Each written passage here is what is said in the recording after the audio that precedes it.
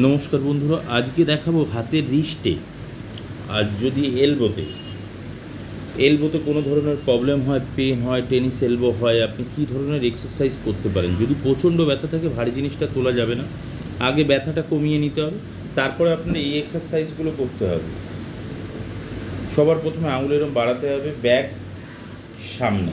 দ্বিতীয় 1 2 3, 3 নম্বর 1 2 3 4 5, 4 নম্বর হাত আমরা এরম করে ধরবো, ধরে হাত এরম করলেই ব্যথা হচ্ছে, অনেক ক্ষেত্রে দেখা যায়। হাত এরম করে ধরবো, ধরে 1 2 3, নেক্সট হাত একই রকম ধরবো, যদি উল্টো হাতে প্রবলেম হয় 1 2 3।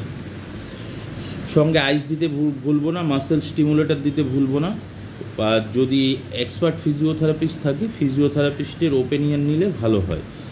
আর যদি মনে করেন ঘরে করবেন, এই এক্সারসাইজগুলো আপনারা করতে পারেন ব্যথা কমার পরে। আর সঙ্গে ফিজিওথেরাপিস্টের পরামর্শ নিলে তিনি তো বলবেনই কী অবজারভেশন আপনাকে নিতে হবে এই ধরনের ব্যথা কমানোর জন্য। আর বাড়িতে বসে যদি মনে করেন কিছু এক্সারসাইজ করব, এই 3-4 ধরনের এক্সারসাইজ আপনি করতে পারেন হালকা ফুলকাভাবে, কোনো অসুবিধা হবে না তো।